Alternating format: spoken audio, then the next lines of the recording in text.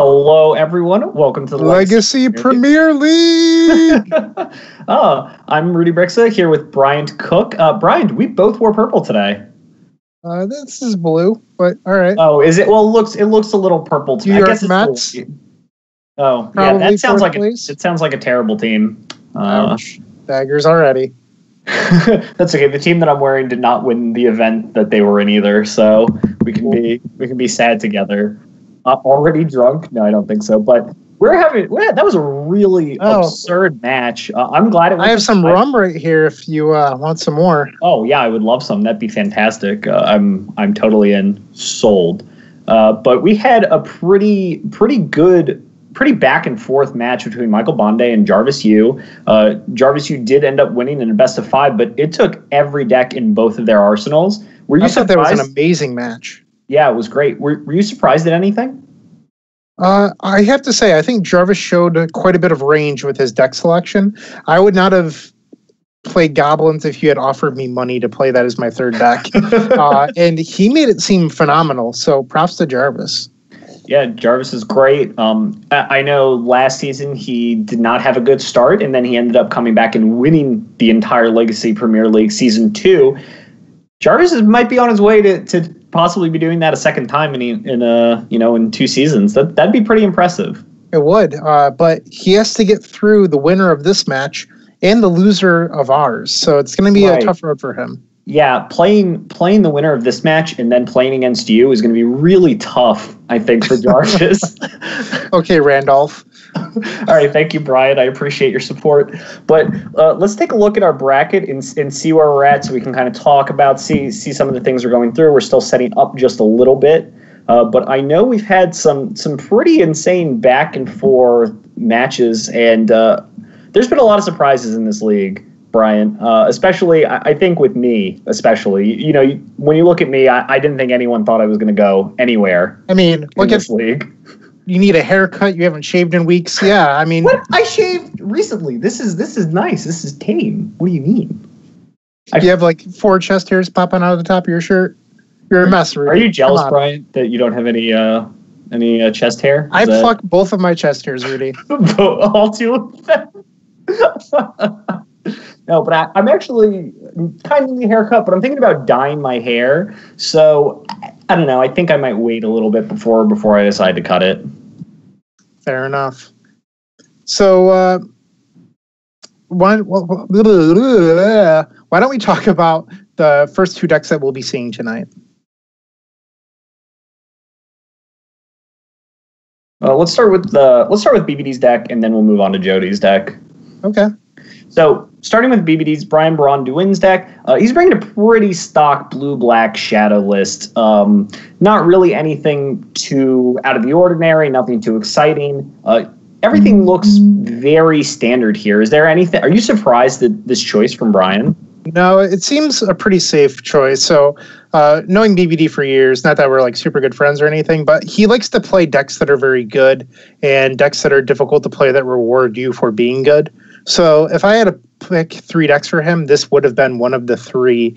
I do think it's probably one of the best decks in the format at the moment. I had a list of 7 decks I was considering for our match, and this is one of them. So I'm not terribly shocked. I do think it's a little weird how he's playing the 3 Ponder, 1 Preordained split.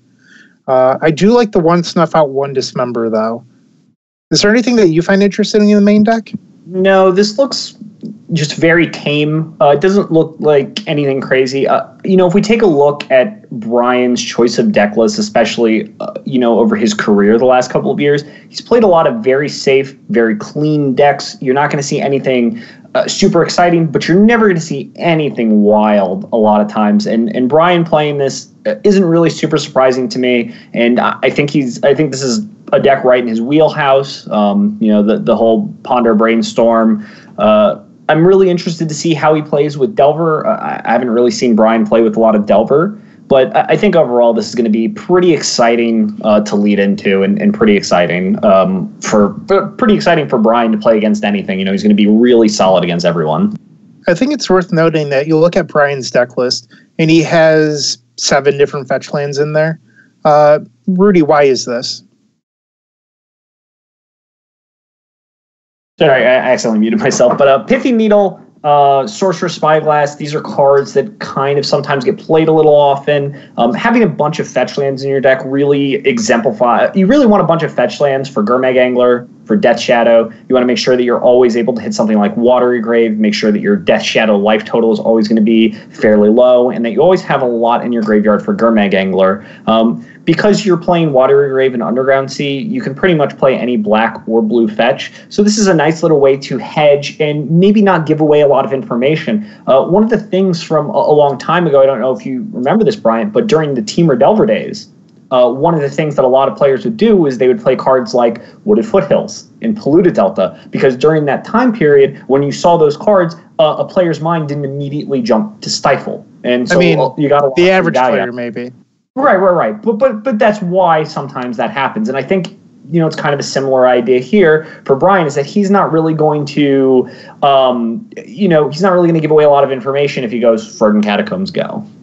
Okay. Do you think there's anything interesting about the sideboard? It looks fairly stock to me. No, I mean, again, yeah, it just looks like a stock. I feel like Brian went to mtggoldfish.com, went to Legacy, and then clicked Death Shadow, and then giving Brian zero creativity. It's very rude of you, Rudolph. Well, Brian, it's just that's just the way it is. I do like the second copy of Liliana, The Last Hope. If you've been watching Legacy Premier League the last 3 or 4 weeks, you'll notice it's been a heavy hitter each and every week, maybe even winning some matches on its own. I think it's probably in the top 3 Planeswalkers at the moment. Liliana has been more and more and more impressive. So I'm really excited. Let's move on to our blue to Jody's deck, from Blue Black Shadow onto Jody's deck, which is going to be Mono Black Pox. And this is definitely a blast from the past, and I'm sure we'll get the deck list a little bit bigger in just a moment. But this is a deck that I really haven't expected to see ever. This is the kind of deck that when I look at it, I'm like, well, this is kind of nice, but it never seems like it's really powerful. Is there anything that this deck has gained recently that might make you want to play it? Not a little bit, but if you had told me at the beginning of Legacy Premier League to put 64 decks in a bracket and for this to be in the top 4 right now, I would not believe you. I think that you were messing with me. I just would not believe it. However, I do think that it's really interesting against Death Shadow. While it doesn't pressure the opponent, you have a lot of edict sort of effects between Innocent Blood, Smallpox, and you can even steal games with cards like Smallpox or Collective Brutality. Not that I see it in the deck list immediately, but you have a lot of small incremental advantages that just happen to line up well. Ensnaring Bridge happens to be insane, for example. Curse Scroll. Absolutely. Yeah, the other thing is pretty interesting here is the Smallpox Sinkhole package ends up being a lot better against a deck like Death Shadow, which has a lot of very strict black requirements to cast their creatures and blue requirements for their spells. But take a look for a second at Brian's list. You'll see that he's only playing 5 lands, which is certainly a far cry from the 6 lands that we're used to in a Delver deck, in a normal Delver deck. So this will be... I see 8 cards that destroy lands, not counting Wasteland. Right. So this is going to be, a pretty uphill battle for Brian. I think this is a matchup where I think winning the die roll might actually might heavily influence who wins this game and wins the match. All right. So if you're in Brian's seat, what does your game plan look like in order to defeat a deck like Pox? I think if you're going against Pox, I think Thoughtseize, an early Thoughtseize, an early threat, backed up by Stubborn Island Days is really where Brian's going to have to focus on. Something like Liliana The Last Hope might be a little bit too slow and ineffective against, what Jody's bringing to the table. Okay. And to jump forward a little bit, because I'm not super familiar with facing Pox-like strategies playing a blue deck, do you leave Force of Will in matchups like this? In the post-board games, do you expect to see Brian leaving them in? Yeah, I think you actually have to. I think there are so many. This is a really interesting concept, right? Because when you normally think about fair decks, a lot of intuition for the past has been board out your Force of Wills, boarding out Force of Will. It's generally a 2-for-1, not in the good way, and you really need to be able to interact better with your sideboard cards. However, we're at a point where there are so many cards that are just so devastating for Brian that I think he's just going to have to be forced to keep them all in anyway. I love BBD's logo. I know it's been up there for weeks, but I just think it's probably the best one in all of Legacy Premier League. Oh, absolutely, and I'm really excited to see. But I think we're going to get down to the match here. So what do you think of Brian's opening hand? I'm not unhappy with this kind of hand, but I'm certainly hoping that there's a second land on top of my deck. If I'm in Brian's seat, I snap keep this. You have an early Delver. Sure. You have a way to protect it. You actually have two ways of protecting it. And then you also have a backup plan in Gurmag Angular and Reanimate. From Jody's side, I also keep this. You know that for a fact that his deck probably has 6 lands in it. Not that I don't know if Jody's aware what Brian's playing, but Brian likes these slower control decks, and effects like Sinkhole and Smallpox can certainly steal games. So that's where I'm at. Okay, yeah, I can't wait to see it. And this is one of the things we talked about. Jody is on the play here, and Jody's on the play with Sinkhole and Smallpox, and that's going to be potentially devastating here for Brian as he draws a Wasteland off the top. And Wasteland, maybe not great against the Mono Swamp deck. I think we could see a very quick blowout if this is Flooded Strand into Watergrave into Delver Secrets into turn 2 Smallpox. Absolutely. It's going to be rough.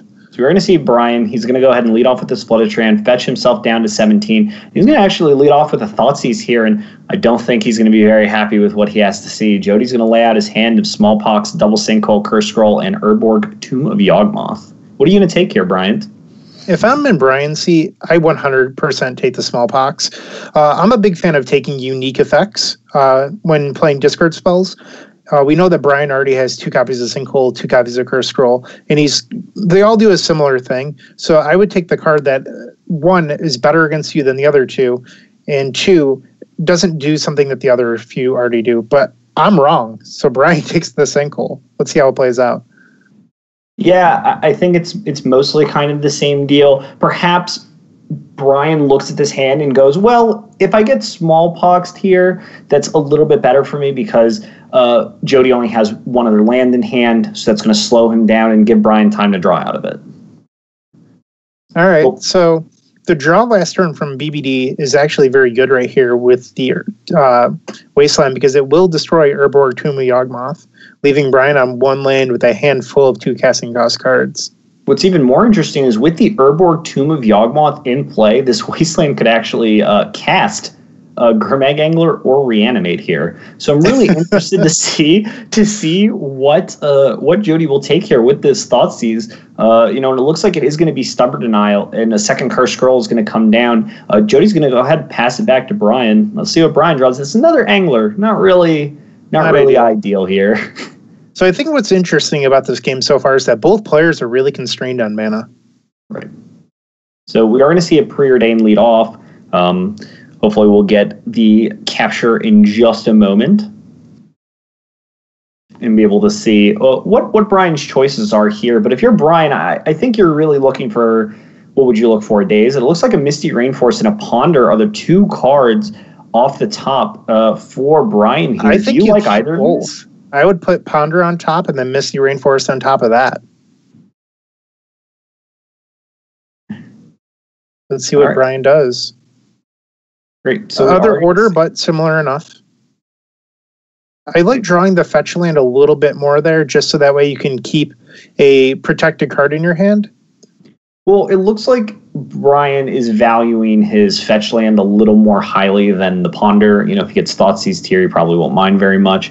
It looks like this Wasteland is going to target the Urborg, as we discussed earlier. Mistress Factory, very awkward. Yeah, very awkward Mistress Factory with double black cards in the hand. And this Misty Rainforest off the top is going to be pretty solid.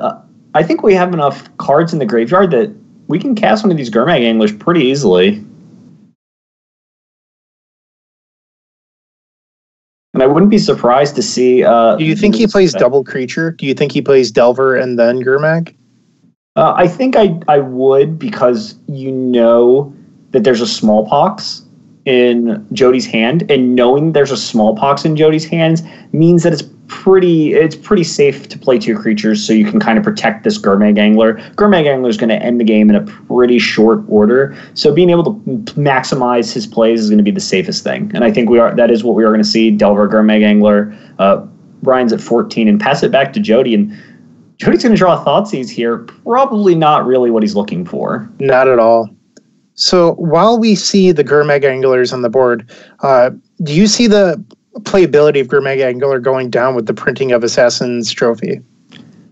That is something that we discussed, and I don't think it really changes maybe the permanence that you're playing. I think it maybe changes how decks are built in the future. Something like, obviously, like, because it gives you basic lands, we might see more decks like Grixis Control and Miracles pop up. Maybe Blue-White Stoneblade starts popping up again. Because something like a Delver deck might just be super devastated by Assassin's Trophy. I mean, maybe it'll be fine. We might see a card like Spell Pierce pop up, Spell Snare even. I think you could also see the Delver decks adopt 1 basic land. Yeah, we did see that Bob Wong earlier in the Legacy Premier League actually played a 19-land Grixis Delver deck with a basic island. So I think there's something really interesting about cards like Field of Ruin, Path to Exile, Assassin's Trophy. And when Field of Ruin was printed in Modern, you'll notice that Blood Moon decks became a lot worse. And it's not because Field of Ruin destroys lands. It's because it causes more decks to play basic lands and then in return makes effects like Blood Moon a lot worse. So I think with Assassin's Trophy, aside from the fact that it can possibly answer a Blood Moon, you're going to see more basic lands and decks making Blood Moon a little bit of a worse card. Right, there are a lot of implications that Assassin's Trophy has kind of created, moving forward. So it is definitely quite interesting to see what ends up occurring from Assassin's Trophy entering Legacy. And I'm very excited to see this card in Modern Legacy. It has a lot of restrictions and implications. So I'm really excited to play something like Shardless Sultai again. A second Wasteland off the top. That's going to be critical. So once again, it's likely going to destroy Jody's Urborg Tomb of Yawgmoth. I would expect to see an activation of Curse Scroll on the Delver of Secrets. But it looks like it's going to happen post-combat. Rudy, what card do you name with Curse Scroll? Quick. Smallpox. All right. Do we get to see what the doesn't say it on Curse Scroll what card was named. Well, we can see if he missed. We see that he missed. It drops down to 4. Taking 6 here down to 4 is a huge, massive hit here in this. Misclick. Looks like they named Smallpox, revealed Sinkhole. It's a rough life. It's really rough here, but we are going to see this Wasteland probably go ahead and eat this Urborg Tomb of Yawgmoth, kind of shut down anything that can be presented here. And, well, you can't really the mono black deck being land screwed. It is kind of interesting that this can happen here. We'll beseech the Queen off the top, not going to be good enough. We're going to see Braun-Duin win game 1, even on the draw, and that has to be a great feeling going into the rest of this match, knowing that even if you lose again, you have a great spot coming in on the play for game 3. Tombstalker, that's pretty spicy. I like that. That's a card I would be boarding in. So we don't really know Pox. Neither of us know Pox very well. So let's try and have a discussion. What are cards that you're really looking for out of Jody's sideboard that might be really good against that Shadow? Well, Tombstalker, for one, is a blocker for Delver Secrets, so that's why I liked it initially. At worst, it trades with Gurmag Angler, but, I mean, it's not really what you want to be doing. I don't know if I like boarding out Curse Scroll, but I'm no expert. I like the fact that it kills Delver Secrets, but also can apply pressure to their life total when they've been dealing themselves a lot. And I also really like those Bitter Blossoms that Jody's been hovering over. Yeah, I do too.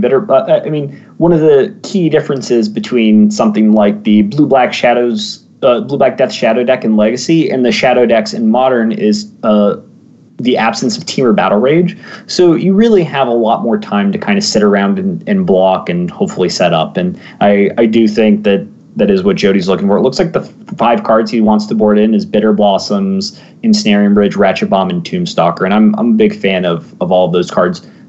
How do you feel about a card like Leyline of the Void against Blue-Black Death Shadow. I don't think it's worth it personally. It only shuts off Gurmag Angler, and I just don't think that it's enough. You could argue it if like Shadow played something like Snapcaster Mage, but even then I think it's a little weak, and it's not really the best use of your cards. Obviously, cards like Chains of Mephistopheles, amazing. You could broaden cards like Duress to make sure that your heavy hitters like Liliana of the Veil Resolve or the Abyss. I think the Abyss is a little bit of wishful thinking. Maybe if the games go super maybe just long. a little. Yeah. Look at that one white border swamp. Yeah, that white bordered swamp is certainly an eyesore, and I got to tell you, it's really hard to root for Jody when he's doing things like that. For once, I have to agree with you, Rudolph. So now we are going to finish sideboarding. We did see Brian boarded some cards like Ratchet Bomb and Liliana, The Last Hope. So it looks like these are cards that he is interested in really working with. And these are some interesting hands here, but Brian's hand seems pretty solid, pretty easy to keep here. It does look like Turn 1 Lily. I believe, yeah. Turn 1 Liliana. Oh, he's not going to play the Turn 1 Nether Spirit. I am shocked. Yeah, why would you not want to play your Nether Spirit? I have no idea. Does it do anything from the graveyard? Well, Nether Spirit, for those of our less inclined viewers, is 1 black for a 2/2. And at the beginning of your upkeep, if Nether Spirit is the only creature card in your graveyard, you may return Nether Spirit to play. And let's take a look at Jody's deck list. Do you see many creatures in there, Brian?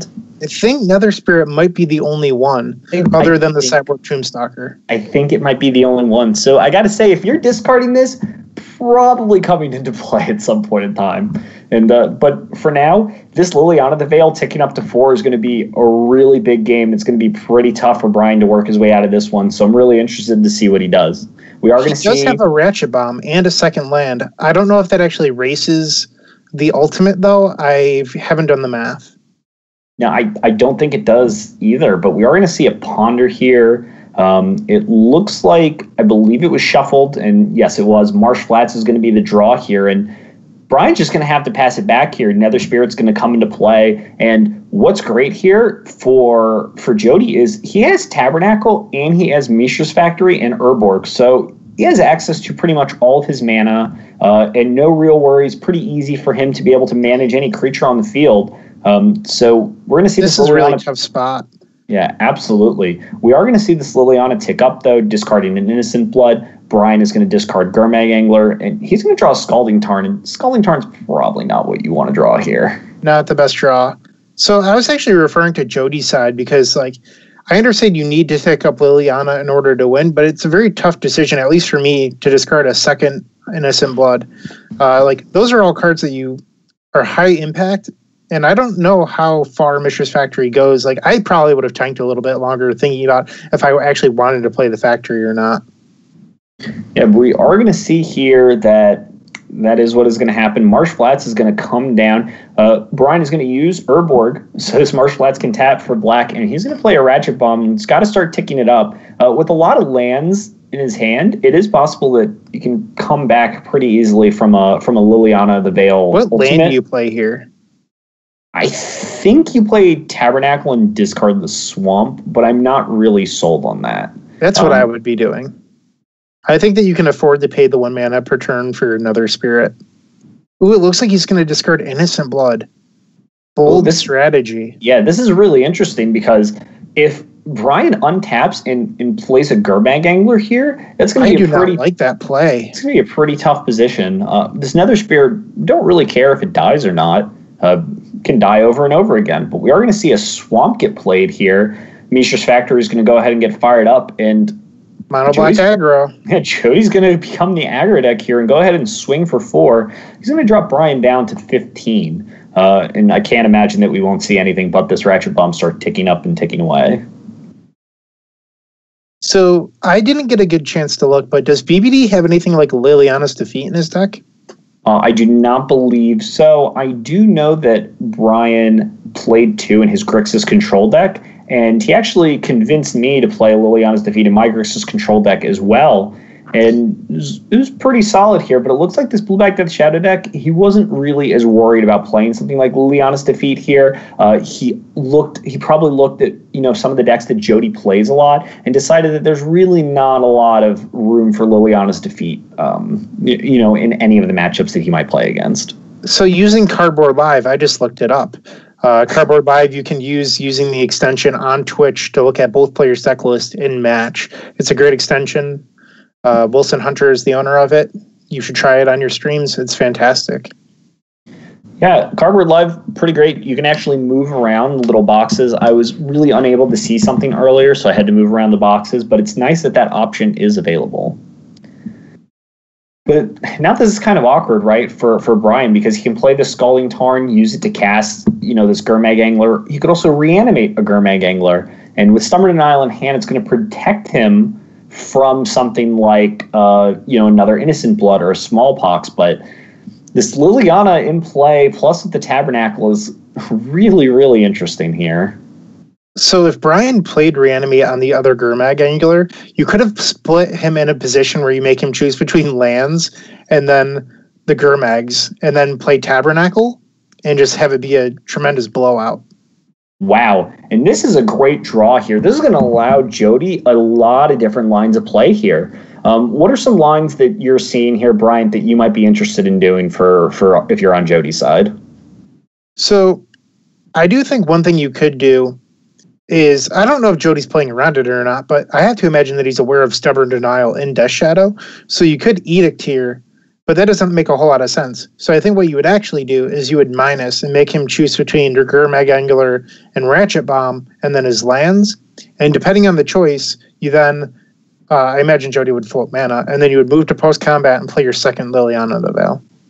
Right, and with Tabernacle in hand, too, it's going to be pretty easy to eat away everything that Jody has and leave him with the best possible scenario. I do really like using the Liliana to ultimate here. How would you want to split this? I think maybe like Scalding Tarn, Ratchet Bomb together, and Gurmag Angler, the two Underground Seas together. That might be pretty reasonable. I would personally just do lands and then spells. Okay, I think that's... Because the difference between 2 and 3 lands for the Shadow deck is, nothing. You can see that the Twitch chat is pretty into this conversation on what's the play, the -2 or the -6. Yeah, it is pretty interesting here, but it looks like Jody did end up going with with the -6. I'm not actually muting myself, chat. I wish you would. So we are going to see here, and it looks like it is going to be split between Angler, Ratchet Bomb, and lands. And kind of interesting here, Brian didn't even bother floating mana. It just didn't really matter to him at this point. Ooh, no, don't do that, Jody. Are you drunk? Kind of interesting here. Jody is considering, I don't think he's considering doing it this way. I think he's considering doing Gurmag Angler tapped Underground Sea versus Ratchet Bomb Underground Sea Scalding Tarn. I think he's just waiting to flip it back. Okay, that's kind of interesting here. It looks like instead asking BB to choose between 2 lands and Gurmag Angler Ratchet Bomb Underground Sea. What are you leaning towards here? I would have kept the Gurmag Angler personally. Well, it looks like he did end up keeping the 2 lands here. I guess Brian is favoring Stubborn Denial plus Reanimate here more so than anything else. But we are going to see Jody go ahead, play this Liliana of the Veil off of a Tabernacle. What would Tabernacle that could tap for mana be worth? $4,000? $5,000? $6,000.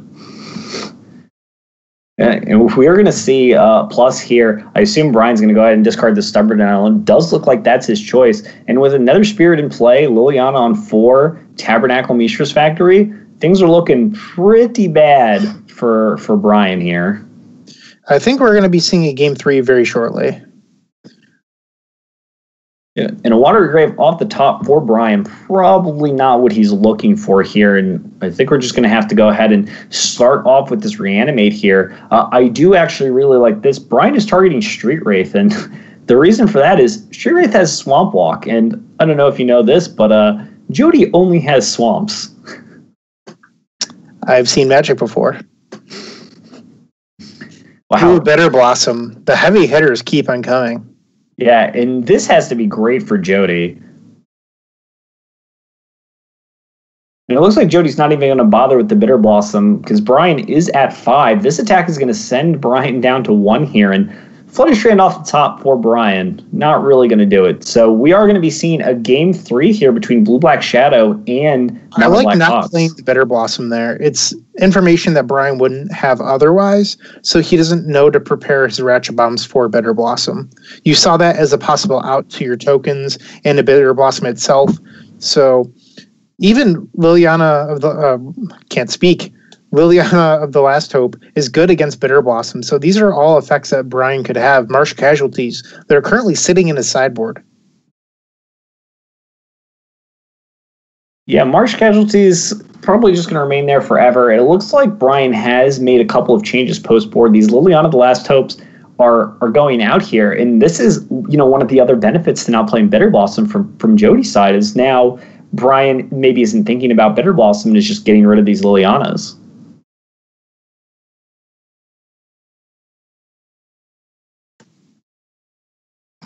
So this is going to be kind of interesting here. What changes for these players, now that Brian is on the play and Jody's on the draw? It looks like Jody's considering the ley lines. I just don't like that with only 2 Gurmag Anglers, but based on play draw, I don't see a huge difference. Maybe the duresses for Jody, but he's on the draw, so I don't like duress on the draw. I also don't like Besiege the Queen, taking an entire turn off to cast a 3-mana tutor that just gets countered by Daze. Yeah, maybe not ideal here for Jody here, but he's really deciding, how long he thinks this game is going to go on for. And if you're in Jody's seat and you're thinking, well, this game's going to go on for 10, 12 turns, then something like Besiege the Queen is going to be really good around turn 7 or 8. I think I'd rather have Curse Scroll or Besiege the Queen. Sure. That's just me personally. I'm not a Pox expert. And it looks like Jody is actually running the 61 card special. Well, we are on Julian's stream. Oh, that's fair. Julian is very much known for playing 61 cards in his Elves deck. Whoa, I am not as orange anymore. Thank you, Mike. Perfect. Listen, just thank him and we'll move on. It's fine. So we are going to see here, this is a pretty good hand for Brian. You have to be pretty happy to be able to keep this hand. A turn 1 Delver of Secrets with the Daze, Force if you could pick 7 cards, it's probably those, right? It doesn't get a whole lot better. No. Meanwhile, Jody's hand isn't bad either. It's just not as impressive. No, I think the only thing you might want is instead of a Delver of Secrets, a Reanimate. Putting the turn 1 Street Wraith into play is probably going to be better overall. But so I think the only thing that's awkward about Jody's hand is that Bazooka Bog being a comes into play tapped land. If that was Swamp, I'd be a lot more confident in this hand.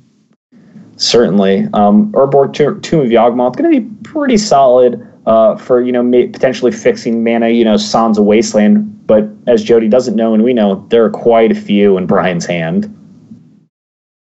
Yikes. Yeah, so we are going to see Brian's going to go ahead, fetch himself down to 15 after using a Street Wraith, play this Delver of Secrets, then draw another Thoughtseize and play Urborg Tomb of Yawgmoth and just fire off a Thoughtseize here. Not really surprised to see Brian Daze, and we're just going to go ahead and pass it back. Is this Delver going to blind flip? Is Brian as lucky as Jarvis Yu? Probably not. It looks like he is not.